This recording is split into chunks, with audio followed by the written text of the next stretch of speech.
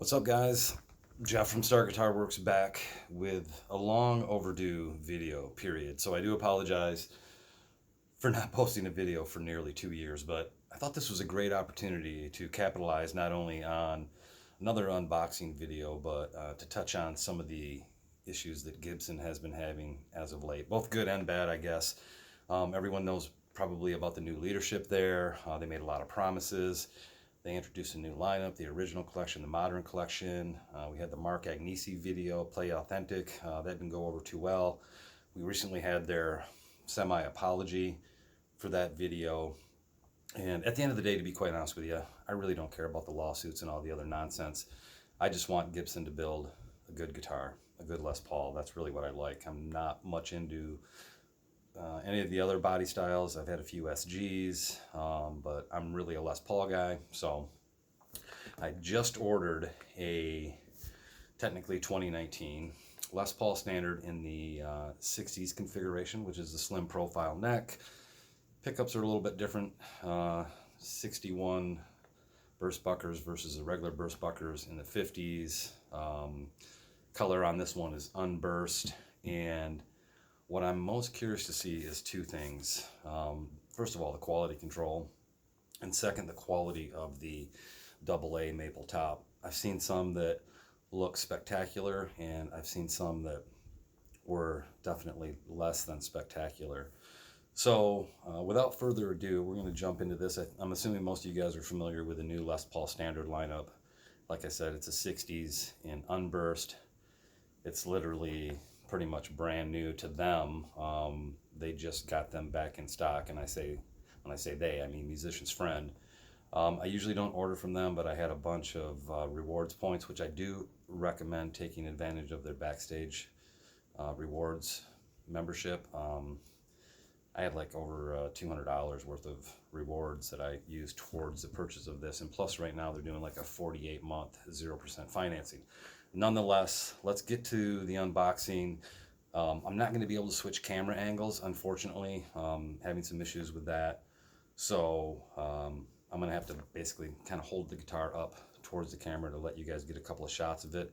I'll try and do a follow-up video with more detail, but I thought we'd catch this unboxing and go from there. So here we go. Got a nice fresh razor blade here. Cut the seal on the back. Pop this off. Step back a little here so you guys can get some of the action. Nothing too exciting here from a packaging standpoint. There's really not a lot of protective packaging in here. I mean, we had one piece of bubble wrap, this neck support, and it looks like there's another piece of bubble wrap down there in the bottom. So go ahead and pull this out. As far as the case goes for the new 2019 models, the only thing that's really changed is that they got rid of the USA. Used to say Gibson USA there. Pretty much the same case, made by TKL in Canada. So these are great cases. No complaints there. I can kind of already smell the lacquer smell. All right, so I know you can't see this, but you know, the first glimpse is always the most important, I suppose. So here we go. Oh, well, I gotta say, I'm pleasantly surprised. First of all, one of the things that I mentioned is the top, quality of the top. I wanted to see something with some decent flame, not over the top, and this kind of nails it. I mean, it's pretty solid. It's probably going to be hard to see on certain angles. So this is that Unburst finish. I can tell you, looking at it in the camera, it's not as orange as it looks in the camera. It's definitely kind of got a little bit of that lemon burst vibe. It's nice so far. I really like it. I'm very happy with the top. I mean, it's going to be hard to get a good angle here to give you a sense of how nice the top is. Top actually looks pretty close to that right there. Certainly no complaints. To me, that's almost like the perfect top, man. It's not ridiculously over the top. It's not like a chevron. I'm not a big on a chevron style top. They ship these with the bridge, man, decked out, like right to the deck, because it can clear the back of the ABR. Fretboard is not dry. I've seen a lot of these newer Gibsons come through and the fretboard just looks so dry. Well, the nut looks cut really well. Hopefully you guys can get a good shot of that. It's a nice clean nut, which I've seen some issues with the nuts as well. It is indeed a two-piece back. Probably you can see the center seam there. Would have been cool to get a one-piece back. Nice rich cherry back. You can see the cherry against the Unburst there. I heard a rumor that the cherry on some of these was light, and maybe that's like on the 50s model. So real quick, I'm just going to look it over while you guys are here with me. Look at the binding. I did see a little, you know, the binding is hand scraped, you know, with a blade, like a steel blade, not like a razor blade, but they actually take pieces of steel and grind them to a super sharp edge and then scrape the lacquer off the binding. So you're always going to find some minor imperfections. I mean, there's a tiny little spot right here where and it's just barely noticeable, where they might have went too deep. Another thing that I want to talk about real quick, and I just happen to have a digital scale over here, is the fact that these are solid mahogany, so there's no weight relief, so they're going to be a bit heavier. And I got to be honest with you, this, I mean, I know it's over 9 pounds, but it doesn't feel like close to 10 pounds. So real quick, while we're here, I'm going to bust out the old digital scale and see how much this thing weighs. So let's see what we got here. Holy shit. Well, I guess I was wrong. It's 9 pounds, 15 ounces. So it's just 1 ounce under 10 pounds. Yeah, I had to do the math there real quick. That's pretty sad. It doesn't feel like 10 pounds though, oddly enough. I know that sounds odd, but it's got some girth to it. So thus far, looking at it, I'm pretty happy. Seriously, no complaints. I mean, it's to me, that's like a perfect top. Like I said, it's not way ridiculous like PRS 10 top pinstripe. That's what like I see like the original 50s guitars, late 50s guitars, and most of them had tops like this. They weren't ridiculously over the top, no pun intended. So anyway, yeah, I don't really see any issues. These have now they've got thinner binding, which is probably going to be hard to see, but the binding on the neck now is a bit thinner, which I guess gives you a little bit more real estate. Definitely not in tune. A little bit more real estate on the fretboard. So frets look good. Real quick, I'm going to try and look at the binding here, where they leave the nibs on the fret, because you see some chatter marks from that routing process that they use. It looks pretty clean. You know, I got to say, at first glance, with the kind of poor lighting that I have here in my bedroom, everything looks really good. I don't see anything of any concern from a fit and finish standpoint. The neck joint looks good. Don't see any like crazy rippling of the clear coat like you do on some, where maybe they didn't get all the glue off. Like I said, the fretboard isn't dry. I probably will put a little bit of oil on it regardless. I don't really see a single issue with this guitar. You know, looking at the nut here, yeah, everything looks really good. So as far as quality goes, which I know, you know, everyone's been talking about lately with Gibson, it looks legit to me.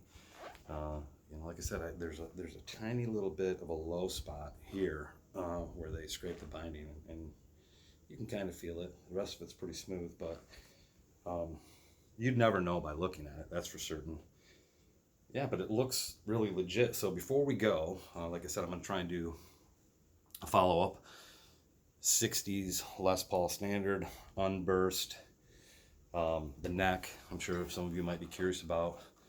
It's thin, but it's not too bad. It's not as thin as some slim tapers that I felt. I think I was kind of hoping that it wasn't too thin, and it's definitely got that good taper on it. So anyway, before we go, I'm going to check out some of the case candy and show that to you guys, just so you know what to expect. Put that on a stand over there. All right. Well, that's kind of odd. Anyway, here we go. So, the Gibson strap. It's just a cheap leather strap, but it's a nice feature. I mean, you know, to throw in as an extra.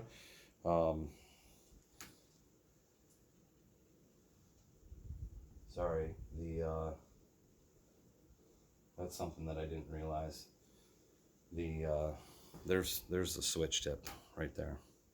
So the switch tip was off the guitar, and I assumed that quite possibly it was, that it was maybe in the case compartment, but it's actually broken off. So hopefully that didn't impact the functionality of the switch. I didn't see any scratches or anything on the guitar, but this was laying in the bottom of the case. So there you go. There's the toggle switch tip in 4 different pieces. So take it for what it's worth. I don't know if that's a huge issue. I might have another amber switch tip in my little parts bin over here. It's another thing that's odd too is that they give you the blank truss rod cover, but it's not even in any little plastic bag or anything. It was just laying in the compartment. So it has a bunch of little super fine scratches. It's not the end of the world, but I don't know why they wouldn't just put it in a little, at least put it in here with this, you know. So let's dig into here. We know there's not a switch tip in here, right? So all your Gibson warranty, you guys know all the stuff that's in here. The manual, they've changed the cover on the manual. The old manual had that same image on it for well over a decade.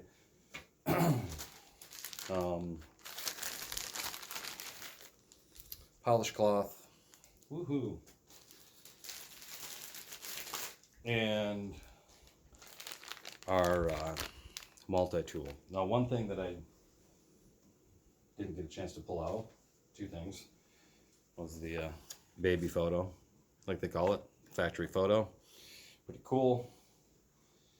Oh, and this guitar was at least signed off on by the quality control people on the 25th of June, and today is the 7th of July, so that was like 2 days after my birthday, which is pretty cool, I guess.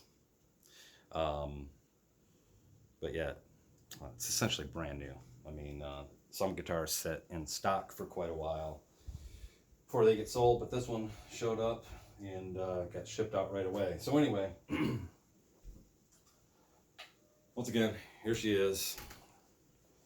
We're calling it a 2019 Les Paul Studio Standard in Unburst. So there you go. There's the top. You can get a sense of it. It's a nice top. Some of these I've seen that they had one side was super dark, the other side was super light. The flame wasn't book matched. Some of them didn't really have hardly any flame at all. Like I said, I didn't want something that was like way over the top. I just, you know, wanted something that was kind of right in the middle, and I think that pretty much nails it. But anyway, listen, thanks for watching. Once again, I do apologize for not releasing videos. I've been so busy, and I'm going to make an effort to start releasing more videos. Hopefully I can do a demo video on this, give you guys a little bit more detail. Hopefully there's no issues, like I said, with the switch tip being broken. That didn't damaged the toggle switch, because then I suppose I'd have to send it back. But thanks a lot for watching. Thanks a lot for subscribing. I really do appreciate it. I know I only have like 1,500 subscribers, but just, I love interacting with the people. That's one thing that I still do, is I do follow up on comments. So even if a video is 2 or 3 years old, if you got a question about something, I always keep tabs on those and follow up. But once again, thanks for watching, guys, and we'll talk to you soon. All right? Bye.